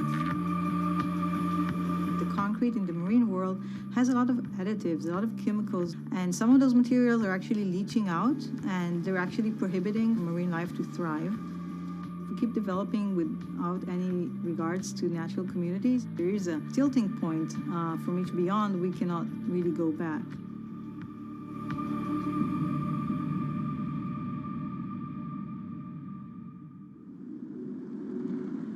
In the coastal city of Tel Aviv, an Israeli startup wants to revolutionize our urban coastlines. Their sea defenses are transforming lifeless man-made structures into teeming ecosystems. They do this by replacing standard concrete with their own special cement formulas. As opposed to regular cement-based concrete, e-concrete includes certain elements that enhance the growth of marine flora and fauna of plants and animals. Our admix, which is kind of our secret sauce, is basically kind of sealing the concrete, making it less aggressive for the marine environment. That once we add it, we enable life to flourish. In the lab, the team run tests to identify what mixes will work best for marine life. So we take really ice cube-sized concrete slabs of different compositions, and we put larvae, 20, 30, 50. We need to have a lot of replicates. We're geeky scientists, so we have to have a lot of replication and controls. And then within a few days or just a few weeks, we can get an answer on their preference. So obviously, if they die, they have a very low tolerance to that specific concrete mix design. And if they thrive or they flourish, we can quantify that very quickly. E-concrete says it typically sees double the biodiversity of regular grey concrete. From fish and sea caterpillars on their armour blocks to crabs on these tidal pools that sit on the shoreline. This unit holds water during the low tide, so it's always moist, and therefore it has a very comfortable habitat for crabs and sea anemones and sea stars, etc. These pools have been here for less than 3 months, and this is already what you can see. It's covered with life. See the rock around it, which has been here for probably 10, 20, maybe even more years, only has a thin layer of green algae, and that's it. As well as the composition of the cement mix, e-concrete designs its products specifically to the marine environment it will be deployed, to create niches for endangered species, or to develop nurseries like these oyster beds. The final part of the equation is creating complex surface textures to mimic natural rock or coral, an environment that helps anchor young organisms. When concrete elements are being cast, the typical goal is to have a very slick surface, very, very smooth. The idea is to get the water to flow right across it. When we're designing e-concrete with a rough surface, we want to do the complete opposite. We want to slow the water when they are crossing the structure so that the larvae can actually adhere and attach to the surface. E-concrete has to offer its clients more than just ecological credentials. Over time, they've discovered that creating hospitable habitats for marine life adds another advantage, one that is surely hard to ignore. We've seen evidence to the fact that the growth of the organisms on the concrete create kind of a layer of defense. Just the addition of weight, we can actually gain stability and strength over time. This is let's say the unit when we put it in the water. And this is after a year in the water. And what you can see here is all the oysters are completely covering it. We designed the units so they can withstand the forces and perform in terms of structural performance, but they can also be a backbone for ecological enhancement. The company tests its miniature designs in tanks full of real seawater, rocks, plants, and animal life from around the world.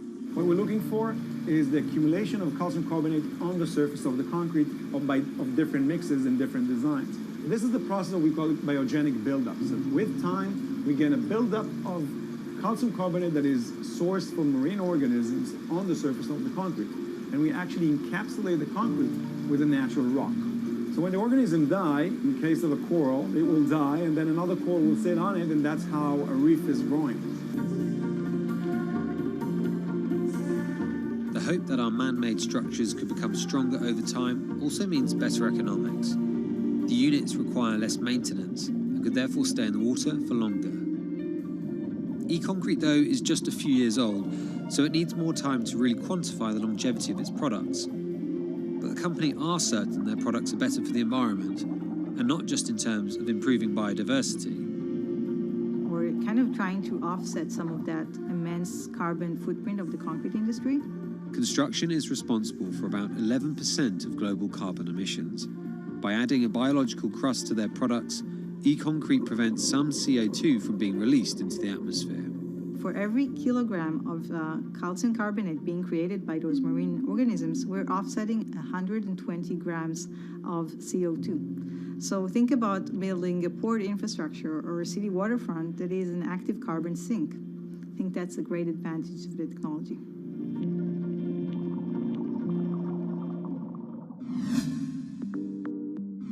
That does it for this week, but let's keep the conversation going on Twitter. Follow us at Climate.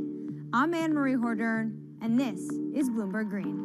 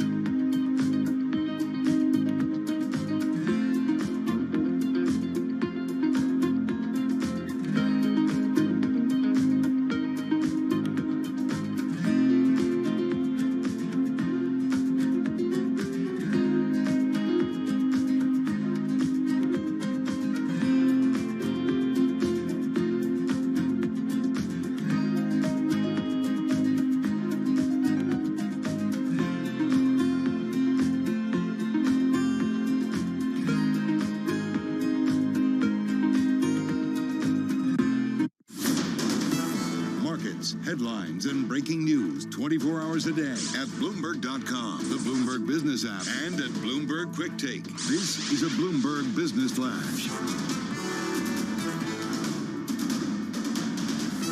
From Bloomberg World Headquarters, I'm Charlie Pellet. We've got stocks trading mixed, but first we begin with a headline from the Bloomberg Professional Service. The Federal Reserve has announced new rules to restrict trading by senior officials. Fed Chair Jay Powell says those new rules raise the bar high, quote, to assure the public the Fed will limit active trading and have timelier reporting of trades. Again, this headline from the Bloomberg Professional Service, Federal Reserve announcing new rules to restrict trading by senior officials. We're looking at a mixed day with the S&P now lower by 3 points. Little changed, has been swinging between gains and losses. Right now we have got the Dow Jones Industrial Average down 130 points, down by about 0.4%, while NASDAQ is up 39, a gain there of 0.3%. 10-year yield right now 1.67%. Stocks are drifting as investors deliberate over mixed corporate earnings against rising expectations for inflation. IBM shares weighing on the Dow after missing third-quarter revenue estimates. IBM down now by 9.1%. Tesla has reversed earlier losses to trade higher after beating profit estimates. Tesla up now by 2.8%. As for the earnings outlook and inflation, Kristen Bitterly is head of capital markets in the Americas at Citi Private Bank. There are companies who are expressing some concerns. You're seeing that in consumer products. But for the most part, I think what we're hearing is a very strong earnings story.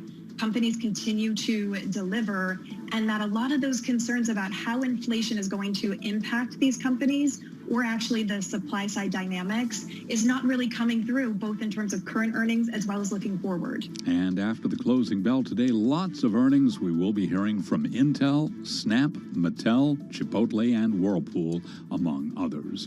Again, repeating our top story, Federal Reserve announcing new rules to restrict trading by senior officials. Stocks are mixed. S&P down 1 point, little changed. I'm Charlie Pellet. That's a Bloomberg Business Flash. This is Bloomberg Business Week. Insight from the reporters and editors who bring you America's most trusted business magazine, plus global business, finance, and tech news as it happens. Bloomberg Business Week with Carol Masser and Bloomberg Quick Takes Tim Stenovic on Bloomberg Radio. Live from the Bloomberg Interactive Broker Studio, streaming on YouTube. We're back on the East Coast. We are back. And we're well rested. We are not well rested. Dave Wilson, nice laugh.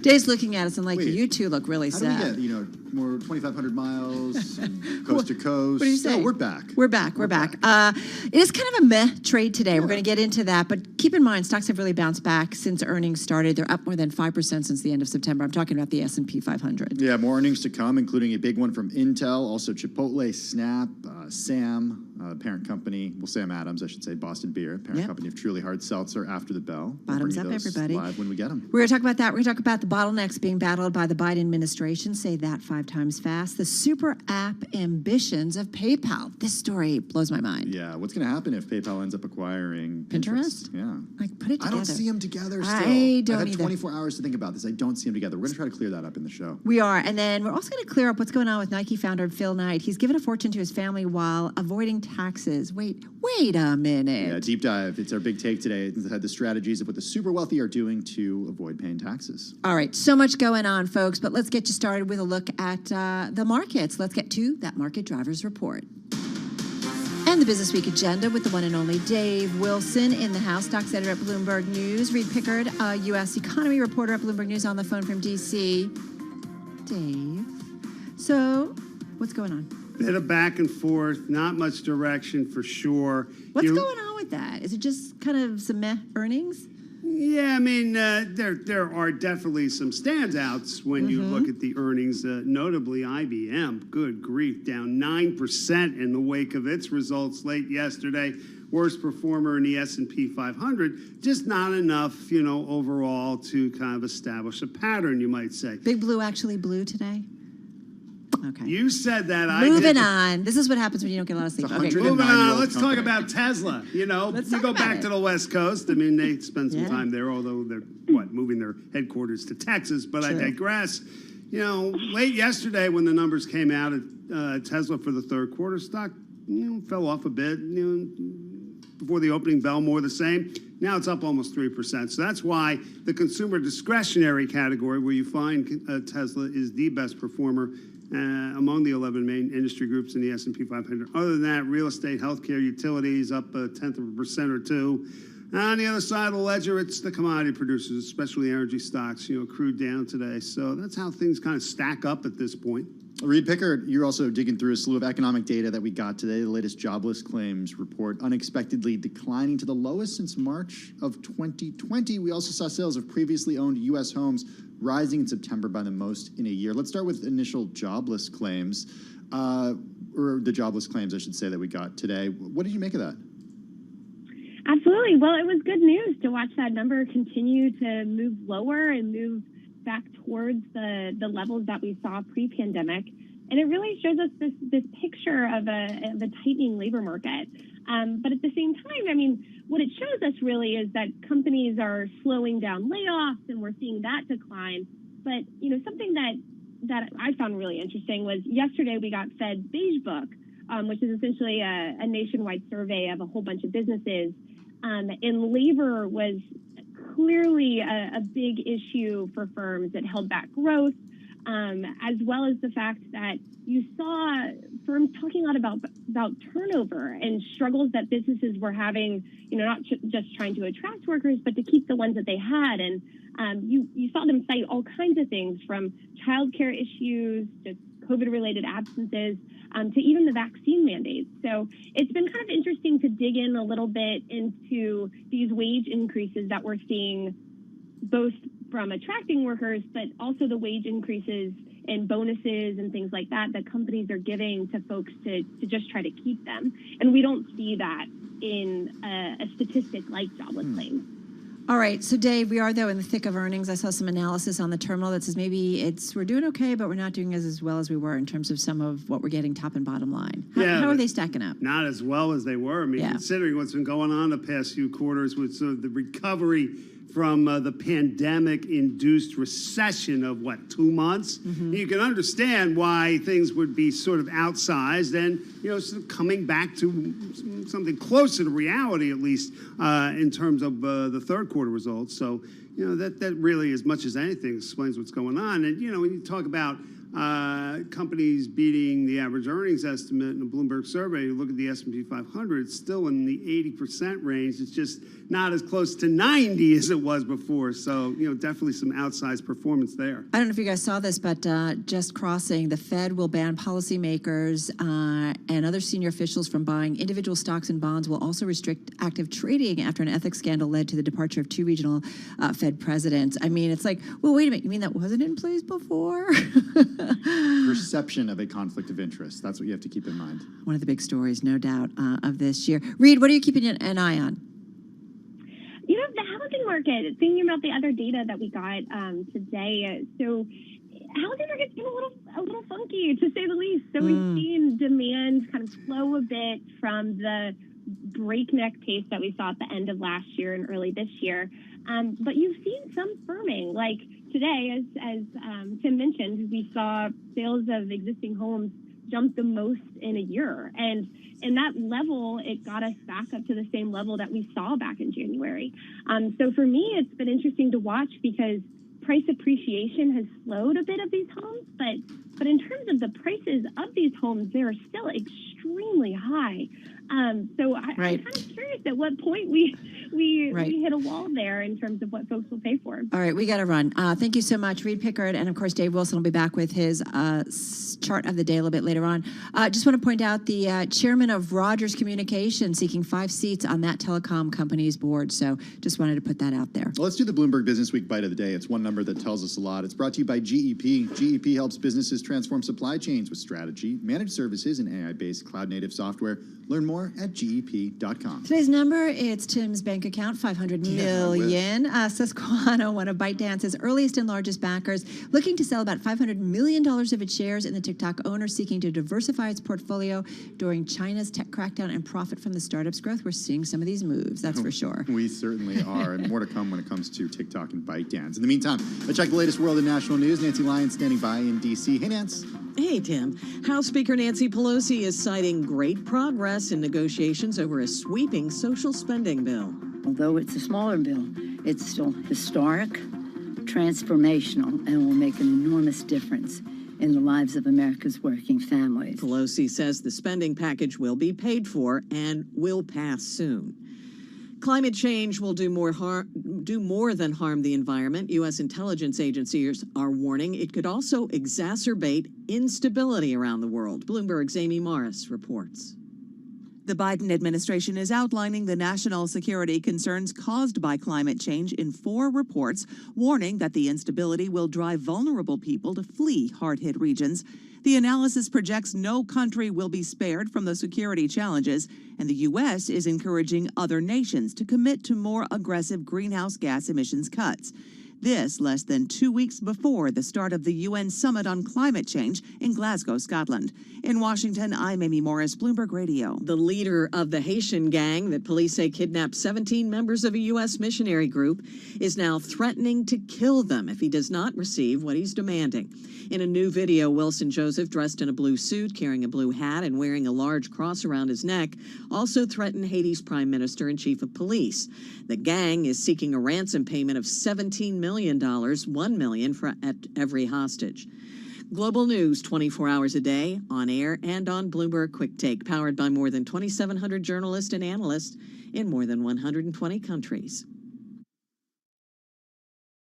All right, Nance, thank you so much. Nancy Lyons in our D.C. Bureau. Well, we just want to go back to this story that just crossed at the top of the hour by our Scott Landman. Federal Reserve will ban policymakers and other senior officials from buying individual stocks and bonds, will also restrict active trading after an ethics scandal led to the departure of 2 regional presidents and really undermined confidence in the central bank. And this is something that last Fed meeting, right, came up in the press conference. Was it the last one or the one before? No, it was the last one. Yeah, the press conference was, the middle of the press conference was kind of dominated by a couple questions around this. So under these new policies, senior Fed officials, including regional bank presidents, Washington governors, and senior staff, they're going to be limited to purchasing diversified investment vehicles, such as mutual funds. That's what the central bank said in a statement that came out today. I just bring up a point that you mentioned. This wasn't a policy before. That's what I'm... I think about, as financial journalists, right? Everywhere I've worked, there have been very strict. As journalists, there have been policies about this. Right. Think about members of Congress. They don't have the same restrictions that, we have. Right. And you do wonder, why aren't these in place? Because it just automatically takes a layer of questioning or uncertainty off the table by saying, okay, guys, you cannot do this. And so you can never question maybe a move in action, right? Exactly. And wonder where somebody's alliances really lie. It's about a perception of a conflict of interest. Exactly. These tough new rules raise the bar in order to assure the public we serve that all of our senior officials maintain a single-minded focus on the public mission of the Federal Reserve. That's Fed Chair Jay Powell saying in that statement. The 12 regional Fed presidents will be required to publicly disclose financial transactions within 30 days, a policy that already applies to Washington-based governors and senior staff. Yeah, the announcement That's comes, interesting. Yeah, exactly. Washington-based governors and senior staff. The announcement comes after Fed Chair Powell ordered a system-wide review of ethics rules and also asked the Fed Inspector General to take a look at the trading of, quote, certain senior officials. And additionally, no purchases or sales will be allowed during periods of heightened financial market stress. The Fed putting this all out today. So definitely a new era. Anyway, you can read the full story. Just go to Bloomberg.com or check out the Bloomberg terminal. This is Bloomberg Radio.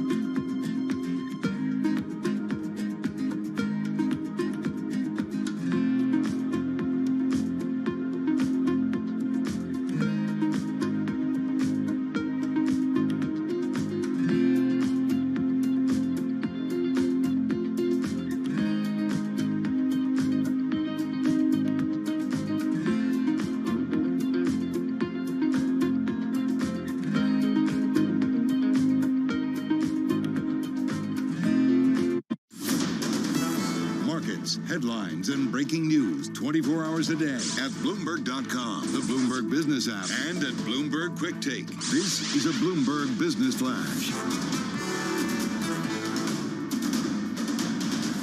From Bloomberg World Headquarters, I'm Charlie Pellet. Stocks are drifting. We've got the S&P 500 index lower a little change, down by less than half a point right now. Key takeaway, very close to a record. Investors are deliberating over mixed corporate earnings and rising expectations for inflation. Case in point, Tesla shares, they're advancing 3.2%, turning around after last night's earnings report, but IBM weighing on the Dow. IBM down now by 8.9%. So here's where we stand. The Dow is down 122 points, lower by 0.3%. S&P up now by half a point, has been fluctuating between gains and losses. NASDAQ advancing 53 points, up by about 0.4%. 10-year yield 1.67%. Spot gold down 0.1%, 17.79 the ounce. And West Texas Intermediate crude down 1.4%, 82.25 a barrel. After the bell, lots of earnings. Intel, Snap, Mattel, Chipotle, and Whirlpool among them. I'm Charlie Pellet, and that is a Bloomberg Business Flash. All right, Charlie, thank you so much. You're listening to Bloomberg Business with Carol Massar along with Tim Stanovic back at home base at Bloomberg headquarters here in New York City. Watching some of the headlines, I have been messaging some of our team about this whole mix and match idea. Pfizer, though, and BioNTech did come out saying a booster shot of their COVID-19 vaccine restored full protection. They did a large study, results that are likely to bolster the argument for giving a third dose more widely in the population. We're also keeping an eye on what's happening in the UK because the country reported the most new cases since July there, and they have just under 70% of the population vaccinated. Right, so you're trying to, okay, so how is that? And let's not forget, we've got a panel of experts advising the US CDC meeting today to talk about booster shots, to talk about mix and match, so we'll watch for some headlines on that. Let's get to it, though, with Dr. Gigi Granval. She's senior scholar at the Johns Hopkins Center for Health Security and associate professor in the Department of Environmental Health and Engineering at the Johns Hopkins Bloomberg School of Public Health, supported by Michael R. Bloomberg, founder of Bloomberg LP and Bloomberg Philanthropies. She is an immunologist by training and author, and she joins us once again from Baltimore. Dr. Granval, good to have you back here on Bloomberg Radio. Help me make sense of some of the headlines that I expect that we're going to get pretty soon, and especially when it comes to mixing and matching vaccines, especially when it comes to getting a booster. What's the guidance you guys are coming to at Johns Hopkins, or concluding that should be the guidance? Sure. So yesterday, the FDA announced that that mixing and matching is the way to go. They didn't state a preference for a particular order of vaccine, like say if you had J&J vaccine, which booster you should choose. The panel that's meeting today may get more specific than that and make some more recommendations along those lines. But right now, it's looking like at least you can choose which of the three, even if there is no recommendation. Is it a little confusing for someone like me and Tim, that we're thinking about the booster, so that when we go to sign up, is that then places are going to say, here's what we're offering? You know, I mean, I'm just thinking about the logistics of this. Because then if you want to go mix and match, then you want to know if you're going to go somewhere, what vaccine you're going to get. Right. Right now, you can learn where your vaccine site and what they're offering. If you go to vaccines.gov, you can, or even you can see in the advertisement of whatever pharmacy you're planning on getting vaccinated at. They will tell you if they're offering Pfizer that day, or Moderna, or J&J. So you have to ask sometimes, but that information is definitely available to you. What was going on before is that there was